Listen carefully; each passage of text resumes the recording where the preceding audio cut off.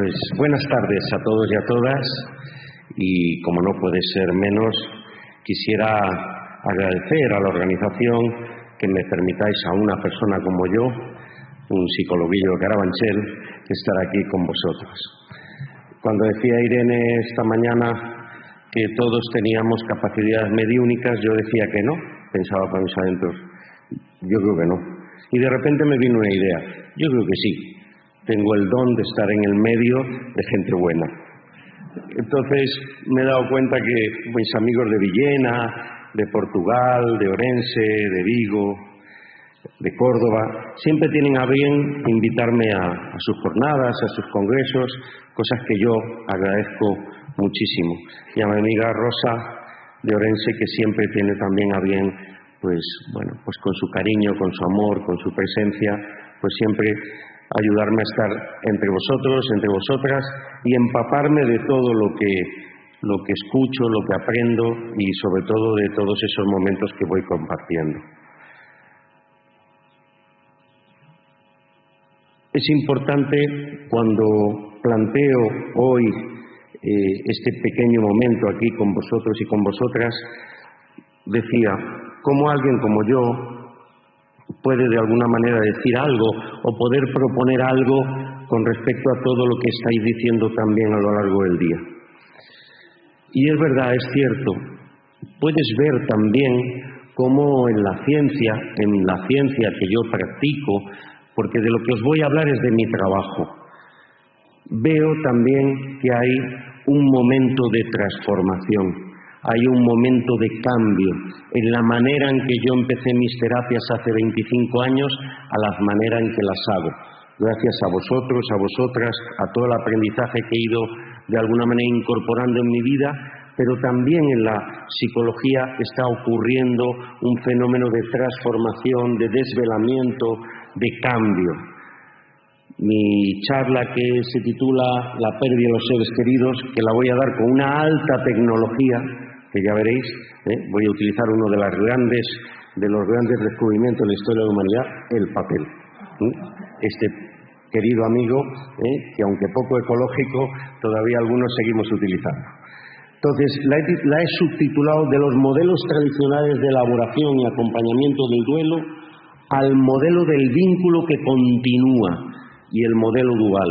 Y os hago esta pregunta que podemos compartir todos. ¿Es posible entonces que la psicología científica hoy, la psicología del trauma, entienda la importancia de lo espiritual? ¿Tiene cabida el espíritu, lo espiritual, la espiritualidad en el mundo de la psicología del trauma, del acompañamiento en las situaciones límite de la vida, enfermedad crónica avanzada, cuidados paliativos, muerte y duelo? Pues yo creo que sí, y está ocurriendo esto y lo estoy viviendo también en mi persona. Mirad, a lo largo de todo el siglo XX, entre los años 80, 90, que curiosamente toda la psicología del duelo empieza con la primera pandemia del 17, 18 y 19, la famosa gripe española, donde el Segismundo Freud, este señor que llevamos más de 100 años matándolo y el hombre no se muere, ¿no? Seguimos hablando de él, pierde también seres queridos en esa pandemia. Y él se hace la gran pregunta, ¿existe una diferencia entre la depresión y el duelo? Y empieza sus estudios, escribe Duelo y Melancolía, ¿no? Y hace esas revisiones en el año 17, 18 y 19.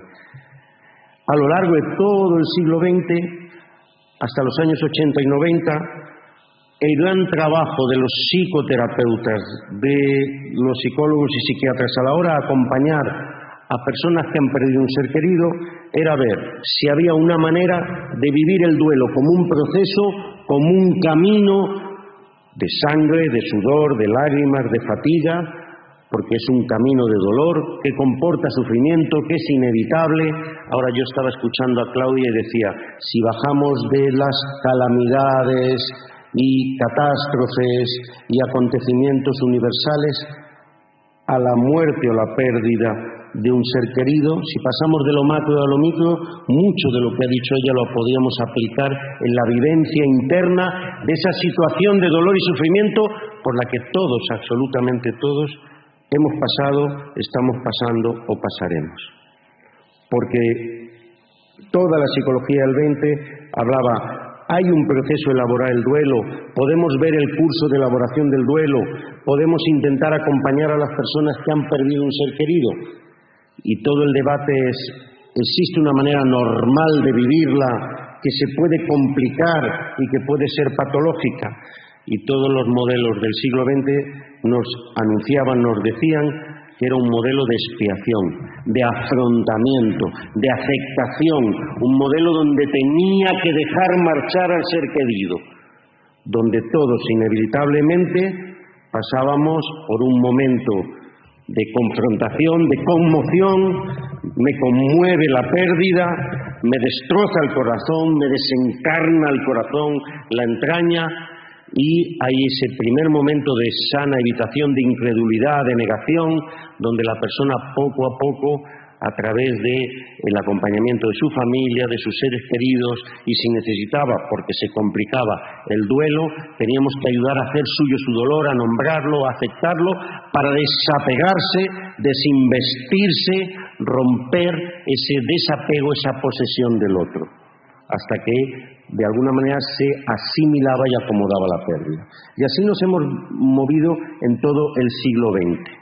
Con lo cual, esa era la idea central de todo el acompañamiento. Pero ¿qué está ocurriendo desde finales del siglo XX a primeros del siglo XXI?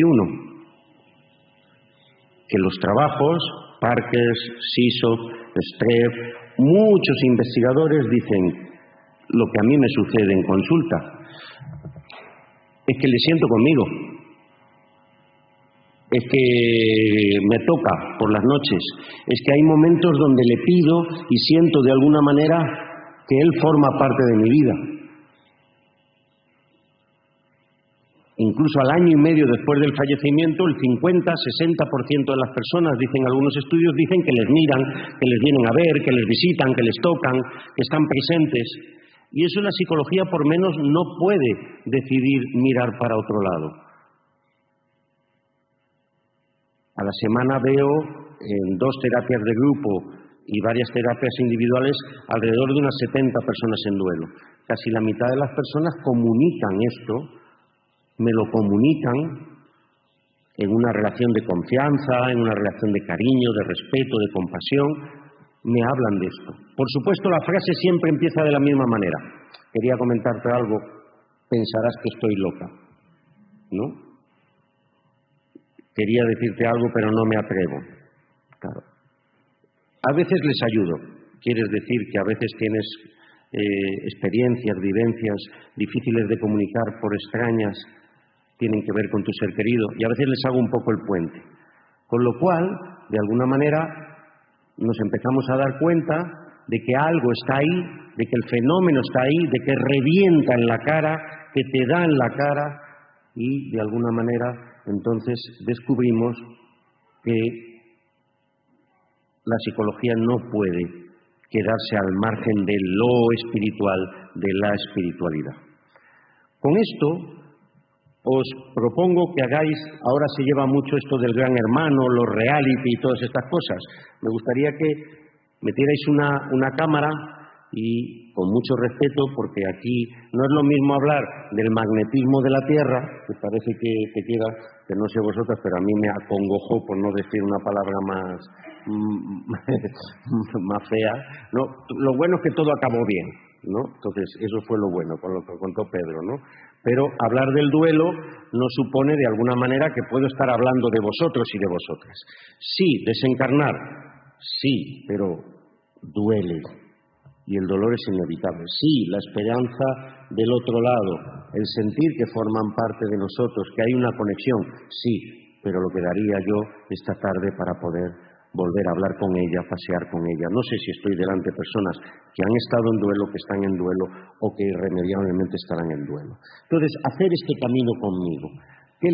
Vamos a ir viendo cómo la psicología ha pasado de ese modelo de afrontamiento, de enfrentamiento, de desinvestirme, desapegarme, desaferrarme, dejar de poseer al otro, y cómo En mi terapia de grupo del jueves pasado tuvo una terapia que podía ser tenida en cuenta como cualquiera de vuestras reuniones de miércoles o de jueves, ¿no? Mauro me mira, me dice, y este tío, que yo lo conocí con la barba negra, un poco más pelo, mira cómo está hablando cuando dio aquel curso.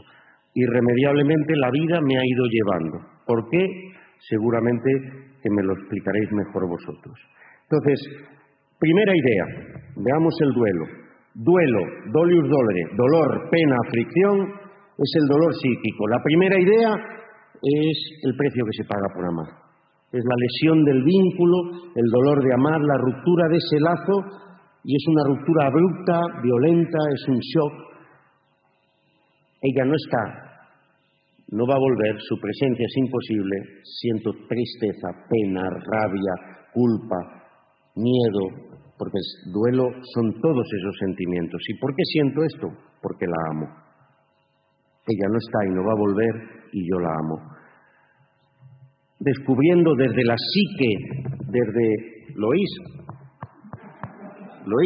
el ego, tenemos ego, y vivimos en el ego. Y necesitamos el ego para llegar a la psicología de lo profundo y para llegar a la psicología de las alturas, a la psicología de lo trascendente y de lo espiritual. Lo hacemos desde aquí. Claro, si esto no está bien, el lorito está lleno de obsesiones, lleno de perturbaciones, lleno de alteraciones, muy malamente podemos llegar a la experiencia de lo espiritual, de la espiritualidad. ¿Estáis de acuerdo en esto, verdad? Entonces, hay que lavar la antena, hay que limpiar el aparato, hay que cambiarle las pilas, porque si no podemos hacer espiritualismo, ¿no? Que es una suerte de hacer un regate a ver si de alguna manera elimino el dolor. La primera idea es que el duelo existe y el duelo está ahí, es dolor de amor. Es una experiencia de aprendizaje, decía antes muy bien Claudia, es una experiencia de sentir que cuanto más se ama, más se sufre. Y esta es la paradoja. Ahora, si no se ama, se enferma. Necesitamos el apego. Otra cosa es la posesión, pero necesitamos el apego. Cuando viene el duelo, cuando viene la circunstancia límite de la vida, accidente, enfermedad, pérdida abrupta, asesinato, pues el yo, la muerte llega, la ausencia llega e impacta en mi yo. Padece la conmoción, pathos, dolor, pacema, sentimiento, tiene la misma raíz. La primera reacción es la rabia. ¿Por qué? No lo entiendo, no puede ser. Mi ego percibe la realidad, no está, pienso, ¿por qué no está? Es injusto, siento la rabia y cuando siento la rabia siento el miedo, siento la tristeza y experimento el dolor y esa expresión consciente de la conmoción. Y ante eso tengo que actuar. Pero, ¿qué es lo que duele tanto? ¿Qué es lo que quiebra o rompe el lazo amoroso que hace tanto daño y sumerge al yo en la desesperación? Es la pérdida del ser amado, es la pérdida de su amor. ¿Por qué? Porque el sufrimiento nos impacta como algo inevitable, incontrolable, inmodificable, nos impacta primero por el cuerpo. Si lo vemos acompañando en el hospital, yo trabajo en el hospital en la unidad de cuidados paliativos, en daño cerebral, lo vemos como el cuerpo se va deteriorando, se va desactivando, se va dirigiendo a la ruina, a la desintegración y a la disolución. Y el mundo exterior también abate su furia sobre nosotros, con fuerzas despiadadas, porque en el fondo, cuando vuelvo a mi casa, veo una pareja besándose y yo perdiendo a mi marido. El mundo me dice, veo a unos niños en el colegio y mi niña no está porque está en la UCI y mañana la desconectaremos. En definitiva, el mundo nos dice que tú también vas a perder.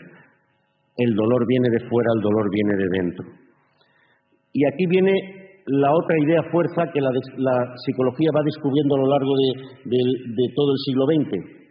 La herida, rechazo, abandono, injusticia, traición, pérdida, dolor, sufrimiento, está en el amor. Y la paradoja es que la cura es el amor.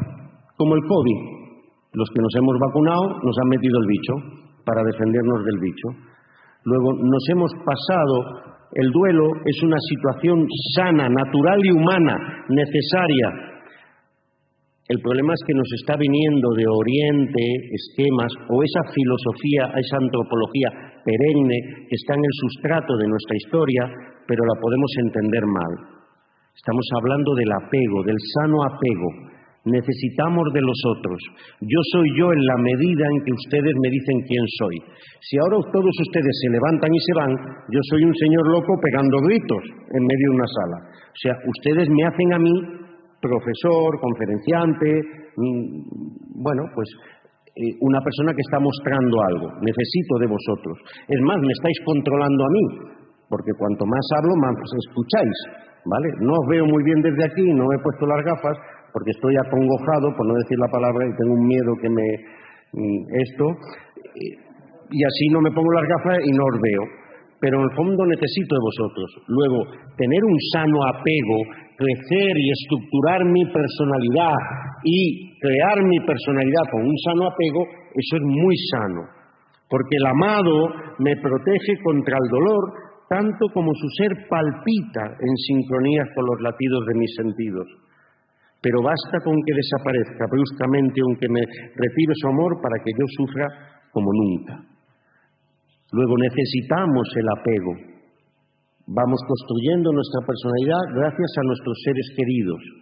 Y necesitamos de nuestros seres queridos para que nuestra psicofísica estructura, nuestra morfología, nuestra herencia continúa. Pero, como decía muy bien Pedro, para que constele y se mueva la historia biográfica de nuestra familia, para que de alguna manera las tareas que quedan pendientes, todo lo que tenemos que aprender aquí y ahora, que viene de atrás, necesitamos de que la historia continúe. Necesitamos unos de otros, necesitamos desencarnar y encarnar, por supuesto, pero sintiendo de alguna manera que esta nueva oportunidad, este nuevo aprendizaje necesita de la tensión, necesita del sufrimiento, necesita de alguna manera del aprendizaje que lo descubrimos en la tensión. El problema es que nuestro mundo también va a veces por derroteros o caminos donde queremos estar relajados. No queremos tener estrés, no queremos tener sufrimiento, pero el sufrimiento forma parte también del aprendizaje vital y es inherente al ser humano. Luego, ¿qué puede haber entonces de más natural que amar para evitar el conflicto con el otro del otro? Amemos, seamos amados y nos alejaremos del mal. ¿Cuál es el gran mal? Lo hemos hablado hoy aquí. No puede haber empatía, compasión, amor, desvelamiento, descubrimiento, transformación, crecimiento sin el otro. Si no, es una filosofía estéril. Si salimos de una reunión, de una comunidad, de una iglesia, de una conferencia, y no salimos al encuentro del otro, y no entendemos que el otro soy yo, y no creamos ese apego y ese vínculo, y no sostenemos la angustia del existir, la falta de controlabilidad y la necesidad de alguna manera de entender y ser entendido, todo carecerá de sentido. Ahora, cuando lo hacemos, cuando pasamos por ese crecimiento, nunca estamos menos protegidos contra los golpes de cuando amamos, nunca más desdichados y desvalidos que cuando hemos perdido al amado y a su amor. En definitiva, en el duelo se ve ese síndrome de los seres queridos. Jesús, que habéis hablado de él hoy también, necesitó de la compañía de otros que caminaran con él. Y construye su comunidad desde alguien que le traiciona, desde alguien que le abandona. 3 veces. ¿Eras de los míos? No. ¿Me conocías? No. Bueno, pero por lo menos ibas allí en el grupillo. No. O sea, esa experiencia de traición. Ha necesitado también del grupo, del amor. Necesitamos de los otros. porque somos nuestros apegos, nos apegamos, nos separamos como nos hemos apegado y construimos nuestras motivaciones existenciales gracias al apego de los otros. La psicología a lo largo de todo el siglo XX, ¿de qué se ha dado cuenta? De alguna manera, se ha dado cuenta de que cuando tenemos dolor, tenemos angustia, tenemos pena, tenemos frío, lloramos, nos quejamos y mamá se aproxima. Está disponible y en el acto de llorar y ella ser consolado por ella, al responder ella, yo siento que existo, que soy alguien para alguien. Desde ahí construyo mi personalidad, mi identidad. La sana autoestima, lo que antes se llamaba el narcisismo, que ahora se llama autoestima, que queda mejor, la necesidad sexual pulsional, la necesidad de ser piel con piel. El niño existe y sabe que existe porque hay alguien que le toca. La seguridad y la protección, cuando alguien se aproxima, esa es otra motivación existencial que descubrimos en el apego. Y ahí descubrimos tres emociones que alguien llama negativas, que son sanísimas. Una es la culpa. Descubrimos a los 3, 4 años que el otro también piensa, que el otro también tiene deseos, que lo que le hagamos al otro también le hace sufrir y como contrapartida sentimos el dolor del otro. No puede haber empatía sin culpa. De hecho, cuando vemos a los sociópatas, a las personas que de alguna manera no establecen la empatía, utilizan al otro. El mal es utilizar al otro en función de nuestras necesidades. Es la expresión máxima del ego donde de alguna manera me aparto del otro. En ese sano apego, la vergüenza, la culpa, el miedo, la aprendemos en el apego. Mamá, papá nos ayudan a regularizarnos, a sentirnos, a atrasar el premio, a saber que las cosas cuestan, a intentar de alguna manera a través de nuestro crecimiento personal enfrentarnos a la vida, comernos la rabia. Sentimos la empatía en la protección y aprendemos a querer y a proteger al otro. La muerte enseña a vivir. Hay algo que los niños aprenden y no lo aprenden en el bachillerato, no lo aprenden en el cole, lo aprenden en el sufrimiento. Cuando alguien que amamos sufre, lo natural y lo humano es estar triste y eso nos impulsa y nos coloca frente al amor y el amor nos impulsa al cuidado del otro. Somos una cría humana que nacemos primero del olvido, porque si hiciéramos ahora un ejercicio y yo os dijera, dime tu primer recuerdo, probablemente alguna imagen deslavazada, alguna sensación de 3, 4, 5 años, pero podemos contar historias de nosotros a partir de los 5 o 6 años. ¿Quién nos cuenta lo anterior? Mi vida y mi existencia, mi dignidad está a través de quien la cuenta. Son mis seres queridos los que dicen que yo existo y me hablan de ti. Luego, esta vida que empieza del olvido, que empieza de la carencia, gracias a que somos carentes, a que nacemos llenos de carencias, a que somos cuidados y atendidos por el otro, desde ahí podemos amar y ser amados. Y esto es muy importante, porque esto nos da la confianza básica de la vida. Con lo cual, si veis, ¿no?, alguna que tenga hijos, ¿no?, seguramente, bueno, no voy a mirar a nadie, además desde aquí no os veo. Cuando nos vamos a un congreso y tenemos un niño de 3, 4 años, ¿qué es lo que suele ocurrir?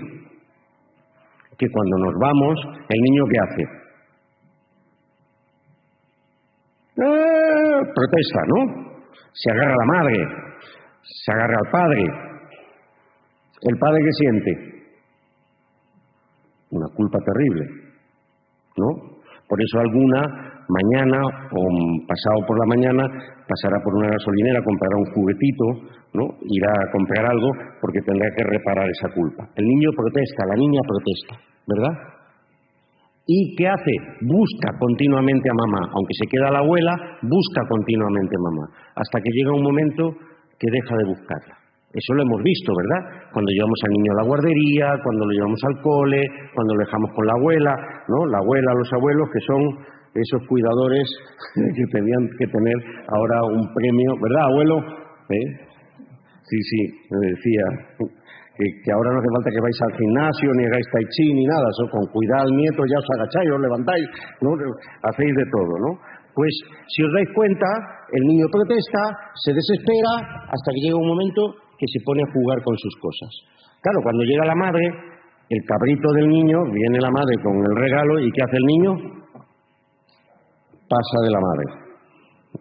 Pero hijo, pero no sé qué, hasta que se lo va ganando poquito a poco, poquito a poco, poquito a poco. Si lo veis en el duelo, pasa lo mismo.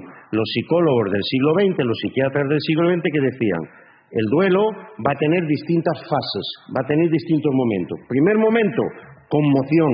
No puede ser, ¿por qué a mí? ¿Por qué Dios permite esto? Incredulidad, no me entra en la cabeza, ¿no? Otros hablan de evitación, voy al cementerio, me pongo sus cosas, me meto en la habitación, no puede ser verdad, agarro sus cenizas, me quedo atrapado. Hasta que unos meses después, poco a poco, en torno al año y algo, ¿no? La persona se va confrontando, aparece ese duelo agudo y hay una añoranza. Necesito hablar con él, hablo continuamente de él, le busco en las cosas, me desorganizo, estoy de baja, me desespero, no paro de pensar qué ocurrió, hasta que, yendo caminando ese segundo año, la persona empieza a asimilar, a acomodarse frente a la pérdida. ¿Qué hacía la psicología de alguna manera?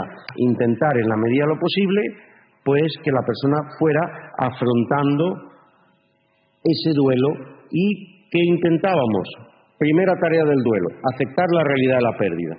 Hacer tuyo tu dolor, nombrarlo, reconocerlo, ver cómo no lo puedes convertir en un sufrimiento mayor, hay que ir retirando las cosas, saliendo de casa, empezando a no hablar tanto del ser querido, aprender a recordarle, dejar de ir tanto al cementerio, ¿no?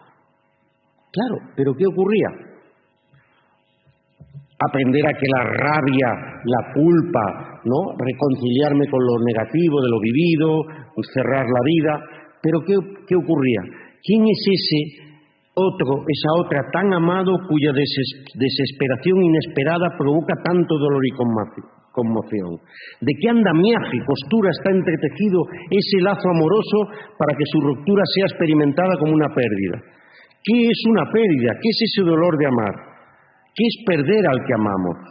Y entonces descubrimos a lo largo de todo el siglo XX que no perdemos a una persona, a mi marido, a mi hijo, a mi hermana, a mi madre, a mi padre, sino a la imagen de esa persona en nuestro ego, en nuestro interior. Es la pérdida de esa persona y lo que representa para mí. Por eso es un trauma. ¿Y cuál es esa reacción que tenemos? Intentar por todos los medios que esa reacción defensiva que tiene el yo es intentar por todos los medios que el ser querido no se acabe de ir, que la persona esté con nosotros. ¿Qué es lo que vemos desde fuera como psicoterapeutas cuando acompañamos a las personas en individual o en grupal? Se produce como una aspiración. Ese sano apego se convierte en una obsesión. Estoy obsesa y asedio tiene la misma raíz latina. Mi yo está dentro y lo que quiero es que ese ser querido que está ahí afuera, incinerado, enterrado, muerto, intentar meterlo dentro, aspirarlo, fundirme en él. Todos mis pensamientos, sentimientos y comportamientos me fusiono con el otro. ¿Y para qué? Para hacer otro movimiento, colocarlo otra vez en el mundo. Por eso muchas de las personas que me estáis escuchando vamos a hablar de los otros, ¿vale? Porque mientras hablamos de los otros es más sano. Estás acompañando a tu hermana que ha perdido a su marido, estás acompañando a una hermana que ha perdido a tu madre, conoces a una persona que ha perdido un hijo. Entonces, el no parar a hablar del hijo, el dejar la habitación toda igual, como si fuera a volver en cualquier momento, ir al cementerio, ponerme sus cosas, evitar ir a los lugares que iba con él. Son dos caminos distintos, pero que llevan al mismo punto.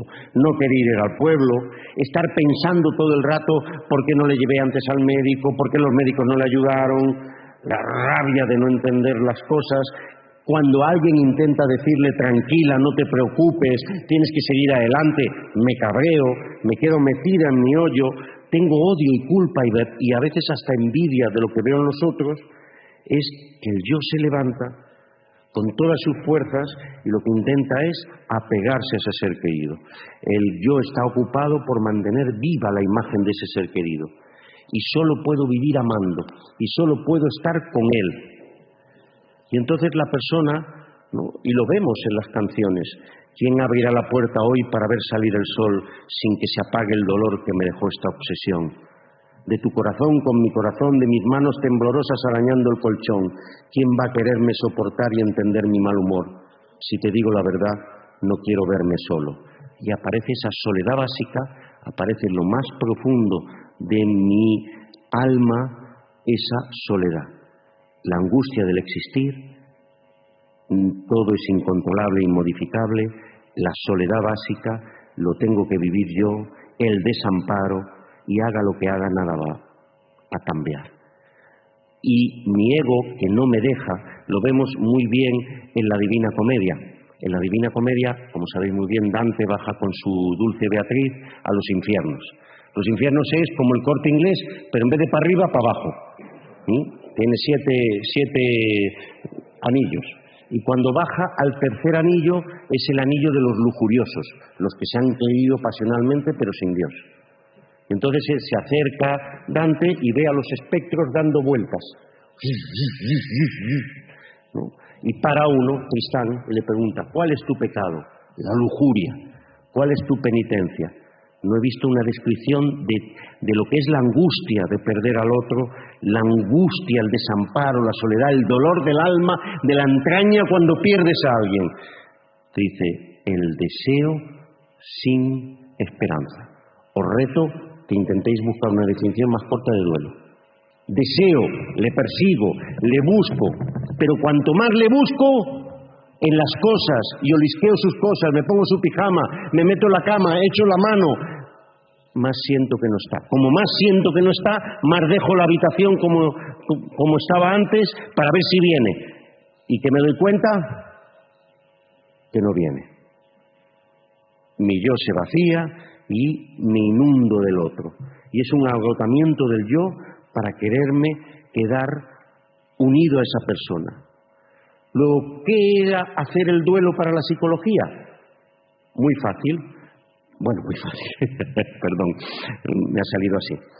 Claro, como os voy a preparar lo otro que voy a hablar con vosotros, que me cuesta un quintal, pues me parece que esto es más sencillo, pero no lo es. Hacer un duelo significaba entonces desinvestir al ser querido, que tu yo volver a recuperar tu identidad. Primera tarea, reconocer, identificar y poner nombre. Hacer tuyo tu dolor, dejar que venga el dolor para sostenerlo, aprender a sostener la tristeza y la pena. Y con un sano acompañamiento aprender a recordarle, a retirar las cosas, a volver otra vez a la vida, a intentar de alguna manera no convertirlo en un sufrimiento mayor, para que tu psique, desde su libertad y desde su responsabilidad, diera sentido a la vida, adaptarme a un mundo sin él, enfrentarme y volver al pueblo, volver a comer con la familia y salir de esa parálisis. ¿Por qué? Porque al final lo que ocurría era una soledad enorme, ¿no? Como dice Mario Benedetti en Rostro de Vos, tengo una soledad tan concurrida, de vos, de tú, no de Vox, tengo una soledad tan concurrida que puedo organizarla como una procesión por colores, tamaños y promesas, por época, por tacto y por sabor. Esa sensación de soledad, de falta del otro, por ella aprendí tanto que he vertido lágrimas. Si alguna vez la repudio, ella nunca se rinde, y aunque prefiera el amor de otra cortesana, ella será el último día, mi última compañera. No estoy nunca solo, siempre estoy con mi soledad. Entonces esa sensación de estar siempre intentando estar pegado al otro, agarrado al otro, es lo que intenta la persona. Pero claro, estar pensando continuamente en el otro, seguir amándole, es quedarme atrapado en dos certezas. Una, él no está y no va a volver, y dos, le sigo amando. Claro, esto al final, el seguir queriendo amándole, el querer atrapándole, el rechazar la realidad, esa era la lucha de la psicología. A través de la escucha, la empatía, ayudar a pensar el otro, que no niegue la ausencia, que luche contra la realidad, que viva otra vez su vida, que tome conciencia de alguna manera que su ser querido no está y no va a volver, y a través de ese sano acompañamiento que la persona vaya tomando conciencia. Claro, pero ¿por qué ocurría esto? Porque nuestro ego, en definitiva, lo que quiere es la necesidad del otro, el deseo del otro, el acompañar al otro, el agarrar al otro, porque el otro me provee de mis necesidades. Si os dais cuenta, nos relacionamos y nos apegamos de dos maneras. A través de lo que el otro nos da su afecto, su amor, y a través de lo que el otro soporta de mí. Por eso hay duelos ansiosos y escuchas a las personas decir, es que estoy nerviosa, no sé dormir sola, duermo con la luz encendida, me voy a dormir a casa de mi hija, yo sin él no puedo estar, todo me da miedo, no sé qué hacer. Esa persona, en la queja, en las discusiones, en todo aquello que yo le pedía del otro, me apaciguaba y me tranquilizaba. Hay parejas Lexatin. Ella muy nerviosa, él la apacigua. Pero al mismo tiempo él me daba fuerza, me narcisizaba. Ella a él le sacaba de casa, le hacía ir a ver a los nietos, le daba fuerza. Él la apaciguaba, ella le daba fuerza. Y así nos compenetrábamos y así, de alguna manera, había una complacencia, una condescendencia, y es lo que llamamos la complicidad en la pareja. Eso es lo que quiere la persona una y otra vez. Y te dice ella, si me apresuran para que diga por qué lo amaba, siento que no puedo expresar más que respondiendo porque él era él, porque era yo. Al final, de alguna manera, son dos seres unidos por el amor y de alguna manera el otro proveía de eso y daba esa satisfacción. Los psicólogos, cuando yo empecé a mediados de los 90 y empecé en esos primeros años, era toda mi tarea con ellos era que digan adiós al ser querido y que de alguna manera aprendan a no estar con ese ser querido. ¿Por qué? Porque como en la poesía de Pedro Salinas, ¿qué me encontraba cuando las personas me comunicaban su historia? Continuamente intrusión de acontecimientos, contarme la historia una y otra vez, quedarme paralizado. Como en ese poema de Pedro Salinas que decía, serás amor un largo adiós que no se acaba. Vivir desde el principio es separarme siempre desde ese primer encuentro, con la luz, con los labios. El corazón percibe la congoja de tener que estar ciego y solo un día. Amor es el retraso milagroso de su término mismo. Ni el llegar ni en el hallazgo tiene el amor su cima. Es en la resistencia a separarse en donde se le siente. Y al final, esa insatisfacción, ¿no? Esa imposibilidad de seguir viviendo, ese que estaba fuera de nosotros, que vivía en el mundo y que ahora vive en nosotros, en esa presencia interior como un fantasma, como una imagen simbólico real, y ese deseo, ese anhelo, esa aspiración de tenerle. ¿Quién me va a entregar sus emociones? ¿Quién me va a pedir que nunca me abandones? ¿Quién me traerá esta noche si hace frío? ¿Quién me tapará esta noche si hace frío? ¿Quién me va a curar el corazón partido? ¿Quién bajará de primaveras este enero y bajará la luna para que juguemos? Dime, si tú te vas, dime, cariño mío, ¿quién me va a curar el corazón partido? Entonces, todo lo que hacíamos en las terapias era intentar ayudar a la persona para que, de alguna manera, hiciera ese proceso. Ayudar a la persona a darse cuenta de la realidad, a que reconociera la pérdida, intentar invertir energía. Y entonces, ¿cómo eran mis dinámicas? ¿Cómo eran? No se he fundido, voy bien, ¿no? ¿Todavía voy bien? ¿Estáis ahí? Que no os veo. Dar un golpe en el suelo. Bien, vale, perfecto.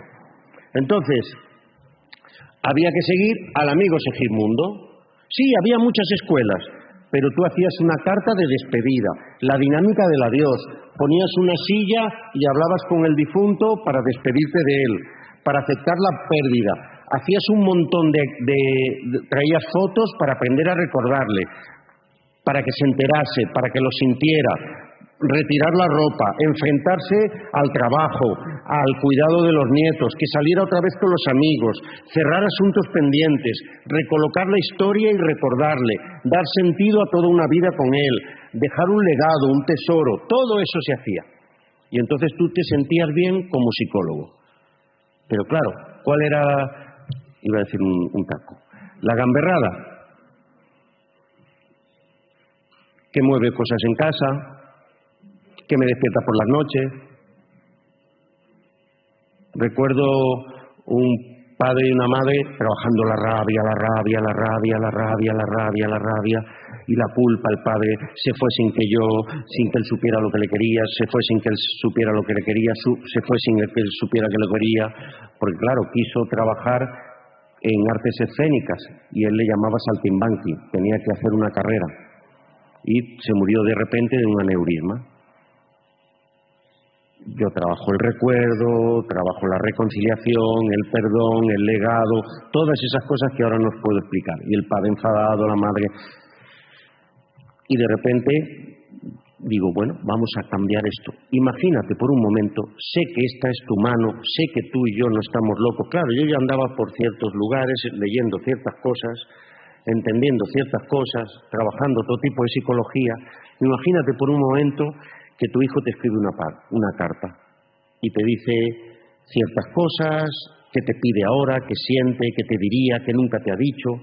Concéntrate, siéntelo, colócate frente a ti mismo y escribe la carta. La trae, la lee en sesión. A la siguiente sesión viene totalmente cambiado. He sentido algo muy especial, no sé qué es. Desde que pienso en él, no desde la muerte y desde lo que he hecho, sino desde el amor, y conecto con él, y hablo con él, y desde el otro día que me pediste que escribiera esa carta, donde él me habla a mí, no es una carta del padre al hijo, sino del hijo desde el otro lado a él, el otro día sentí la necesidad de limpiar la habitación y cambiar algunas cosas. Y de repente arrimé un mueble, que no sé por qué coño lo arrimé, perdón por lo de arrimar, y de repente salta una foto por la parte de atrás. Era una foto de él vestido de payaso, donde le decía, papá, te quiero hasta el cielo, te querré siempre. Era un mensaje. Él llevaba pidiendo días ese mensaje. Claro, empieza a soñar con él, tiene sueños vívidos con él, y así os podría de alguna manera hablar y hablar de muchos más casos, ¿no?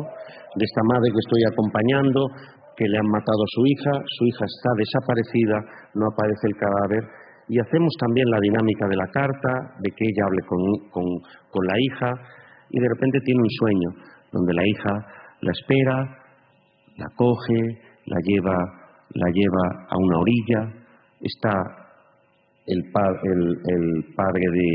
el abuelo de ella, que era un ser de luz, una persona magnífica, que estaba muy unida a su madre, le dice, me despido, tú quédate aquí, cuida de mi hijo. Pasan en una barca, atraviesan el lago, se despiden y le pide una serie de tareas y de misiones. Estoy haciendo la versión corta, ¿vale? Porque tenéis que ir a tomar un café ahora. Pero, y de estos sueños me voy encontrando más. Claro, ante eso se me abren dos caminos. Las personas te relatan en consulta, ha venido esta noche y se ha sentado, lo he escuchado perfectamente, me ha dicho que tengo que seguir viviendo, que cuide de los niños, me ha acariciado, he sentido una calma profunda, y ante esto, como psicoterapeuta, se me abren dos caminos. Uno, que es el que, de alguna manera, intentar explorar si es una alucinación, si es un delirio, por qué es ese delirio, qué hago con ese delirio.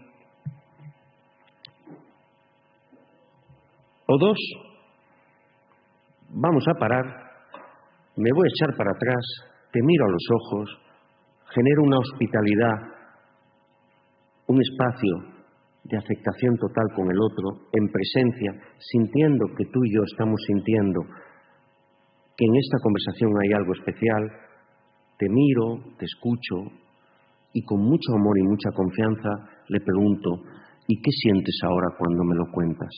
¿Y qué significa para ti? Y ahora que estás sintiendo eso, ¿qué estás sintiendo? ¿Cómo lo sientes? ¿Dónde lo sientes? Siento que de alguna manera está conmigo. Y ahora que sientes que está conmigo y llora, ahora ante esto, ¿qué puedes hacer? ¿Para qué puede estar sirviéndote esto? Creo que de alguna manera me está cuidando. Y ahora que sientes que te está cuidando, ¿eso qué significa para ti? Que está conmigo. ¿Y qué sientes ahora cuando sientes que está contigo? Esperanza. Luego, ahora que hay esa conexión, ¿puede ayudarte esto? Sí, creo que me puede ayudar a seguir siendo madre, a seguir siendo mejor esposa. ¿Y por qué quieres seguir siendo mejor esposa? ¿Por qué quieres seguir siendo madre? Porque a él le gustaría. Imagínate que yo tengo el don, que no lo tengo. No quiero tenerlo. También os lo digo. Que no venga nadie al café para decirme cómo se tiene ese don, que no quiero tenerlo, ¿vale? No quiero tenerlo. Yo tengo mucha gente ya, como tenga ese don, entonces ya... Y está ahí. Escúchale. Vamos a hacer una relajación, vamos a hacer una relajación profunda. Imagínate que él está ahí, que él nos está hablando, él está escuchando esta conversación. ¿Qué te diría? Y la persona empieza a relatar todo lo que él le diría. Bien, ahora bien, estarás de acuerdo conmigo que te dice esto, para qué llora la persona. Y ahí se produce un clic, un cambio. ¿Desaparece el dolor? No.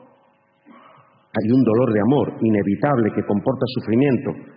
Desencarna a la persona, pero se produce una fractura en ello. Y entonces aparece lo que muchos psicólogos están viendo para elaborar de forma satisfactoria el duelo.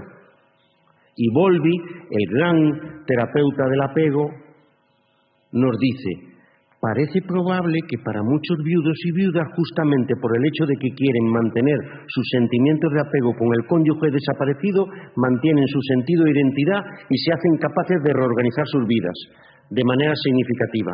Durante meses y años estarán probablemente en capacidad de reorganizar la vida de nuevo, fortalecidos quizás por el sentimiento constante de que la persona perdida sigue presente de una manera benévola.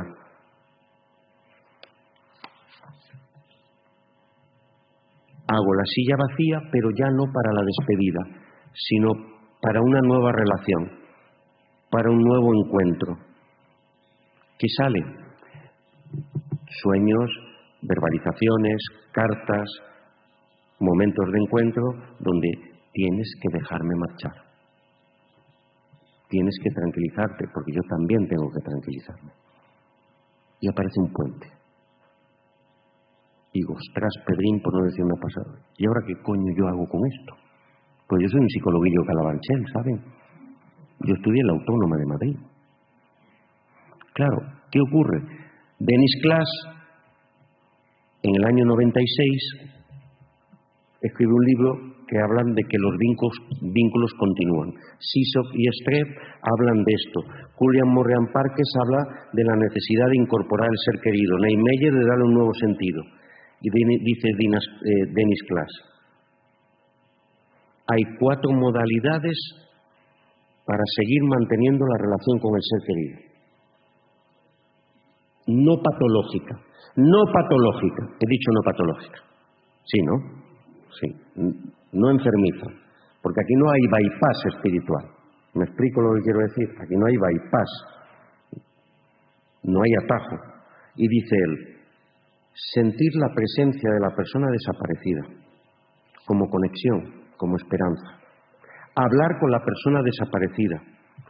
Orar con el desaparecido. Asumir al desaparecido como una guía moral y hablar de la persona desaparecida. Voy a hablar de estas 4 modalidades y ya acabo, ¿vale? 5 minutos, ¿me dais 5 minutos más? Tengo tiempo, sí, pero no tengo tiempo para que no hagáis el duelo por la pérdida de vuestro tiempo y os aburra, ¿vale? Entonces, ¿qué empezamos a hacer? ¿Qué te ha dejado él? ¿Qué es eso que sigue ahí y no se ha llevado la muerte? ¿Qué es eso que nunca se podrá llevar la muerte? El amor. ¿Y dónde está el amor? Aquí. ¿Qué hay aquí? Tu yo. ¿Qué hay en tu yo? Vamos a escucharle. El legado, el tesoro. ¿Cómo lo recuerdas? Háblame de él. Háblame aquí ahora como si estuviera aquí. Cuéntame quién era él. Vamos a hablar de él. Lo recuerdo como un padre ideal, alguien que quiero imitar como padre, me dice el hijo que ha perdido a su padre. Cartas de fetos a su madre. Cartas de recién nacidos muertos a su madre. Sitúate, escúchale, sueña con él, relájate, medita, visualízale. Y tienes que seguir adelante, yo estoy contigo, mamá. Te envío fuerza. Y aparece el segundo momento. A lo largo de la semana, ¿qué te cuesta? ¿Qué es eso que te cuesta tanto? Hago técnicas conductuales, técnicas de exposición, técnicas gradualmente de exposición a las situaciones estresantes, volver al trabajo, salir con la familia, volver a hacer las cosas. Pero vamos a ver si él puede servirte de fuerza y de motivación. ¿Puede ser una guía en situaciones específicas? Sí, cuando debo tomar decisiones difíciles me pregunto, ¿qué haría él? Él está siempre en mis pensamientos y busco construir mi vida en el modo en el que hubiera querido que hiciera. ¿Qué puedes hacer? ¿Cómo lo puedes hacer? ¿Qué valores te ha dejado él? ¿Qué es eso que sabes, que sientes que de alguna manera resuena en ti? Mira, él como enfermo nos hizo ser más solidarios y agradecidos. Vivió la enfermedad de esta manera. ¿Cómo puedes tú vivir aquí ahora lo que él te ha mostrado, sus valores y su enseñanza? La forma en que vivió su enfermedad nos dio un modelo de vida, un sentido y un valor. ¿Cómo?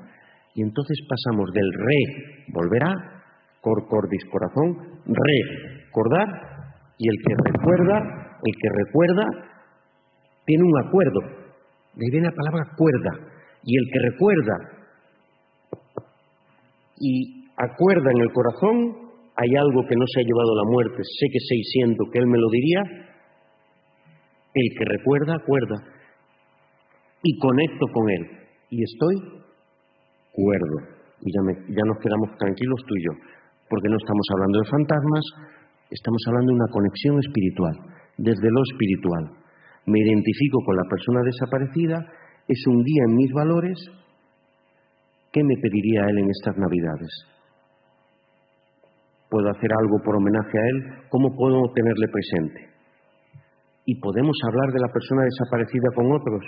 Mirad,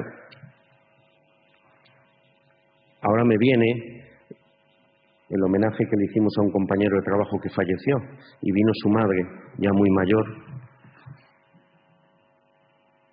Empezó muy dolida, llorando, y al final reía, estaba contenta y decía, yo no sabía quién era mi hijo. A través de vosotros hoy he descubierto algo de mi hijo que yo no sabía que era él así. ¿Cómo podía quererle tanta gente? Una de las tareas que hacemos es hablar del ser querido, hablarlo con otros, pero de otra manera, no para agarrarme a él, no para empegotarme a él, sino de alguna manera como un espacio mental compartido de amor. Mi maestro Viktor Frankl diría, es ese vínculo que continúa. El duelo por una persona que habíamos amado y que perdimos continúa, en cierto sentido, toda la vida. El objeto de nuestro afecto, que objetivamente en el tiempo empírico se ha perdido, se conserva en nosotros porque en nuestro tiempo interior el duelo se hace presente. Y aparece, ¿qué sientes?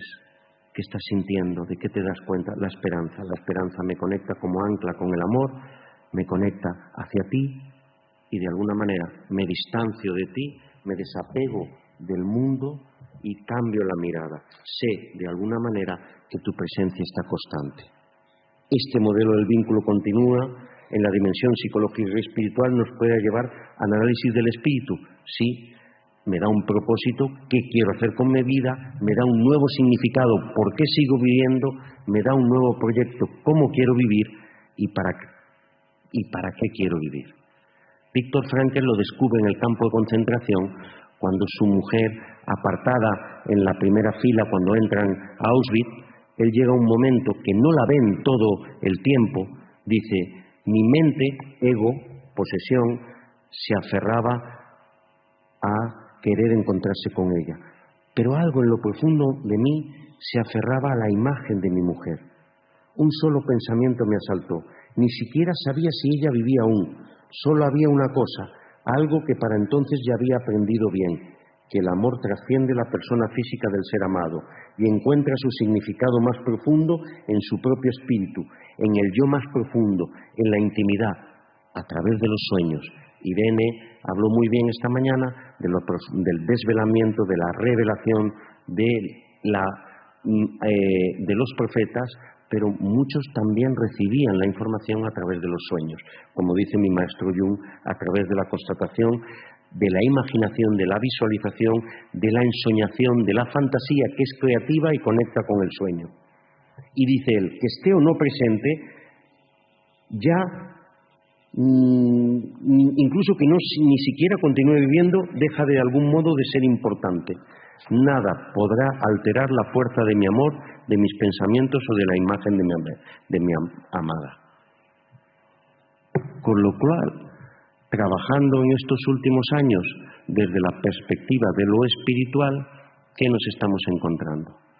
Que no hay bypass, la persona tiene que llorar, aceptar la realidad de la pérdida, reconocerla, hacerla suya, asumirla, hacerla suya, sumergirse, asimilar, dejar que venga, conectar con el dolor le conecta con el amor y desde el amor trascender, levantarme por encima de mi existencia sintiendo de alguna manera que ese amor se puede poner en acto a través de esa conexión, a través de esas dinámicas de la silla vacía, la carta enviada, los sueños y el recordarle y el trabajarle como guía moral, empieza a haber dos cosas muy importantes. Empiezo a encontrar paz, serenidad, siento que hay algo. Personas que no creen en ninguna religión ni en ninguna espiritualidad empiezan a conectar con algo que no saben llamar. Personas que tienen una religión conectan más con esa religión. Y otra de las cosas más importantes, empieza a verbalizar, a confrontarse ellos mismos, en el grupo, en la terapia. Hay que dejarles marchar, no puede hacerles daño. Y yo siempre les hablo de una metáfora. Dice, mira, cuando yo me fui a estudiar a Madrid, vinieron mi padre y mi madre al andén de la estación. Y yo me metí en el andén, en el tren. Y mis padres estaban fuera. Y hubo un momento que el tren empezó a arrancar y claro, mi madre empezó a ir detrás y yo a ir detrás en la ventana, ¿no? Y hubo un momento que me faltó el pelo un calvo para tirarme del tren y decir, yo no me marcho a Galicia. Le pongo metáforas como esta, dices, ¿qué pasaría si ahora sientes de alguna manera qué lo hace del otro lado? ¿Qué pasa si no cumples aquello que de alguna manera nos estamos estableciendo? El legado, el sentido, el tesoro, el agradecimiento. No puedo hablar de todas estas cosas que no tengo tiempo. ¿Qué pasaría si de alguna manera sigues aferrada al dolor, a las cenizas, a la muerte? Porque Él no está en la muerte, está en la vida, está en lo trascendente. Y entonces las personas dicen, la manera de redención, de aceptación, es también de alguna manera conseguir incluso tener una nueva relación, ya no solo por mí, también por Él, porque allá donde está no querría verme así. Y ese es el puente, la psicología del sentido, la logoterapia, la terapia del trauma está incorporando lo espiritual y estamos pasando de la psicología, de la resiliencia, de la aceptación, de la confrontación con la muerte, a la psicología de la construcción, de la resignificación, del crecimiento postraumático y de un nuevo aprendizaje. Ahora bien, depende, como decía Víctor Frankl, de la realidad intrínsecamente humana, fieramente humana, de esa dimensión espiritual que vive en lo físico y en lo psíquico, pero que no puede ser desvelada desde afuera, sino que la persona tiene que descubrirlo desde el aprendizaje, desde el crecimiento, desde el sufrimiento. Puede ser mostrada y desvelada y acompañada, pero no puede ser decidida por el terapeuta, lo tiene que decidir el otro.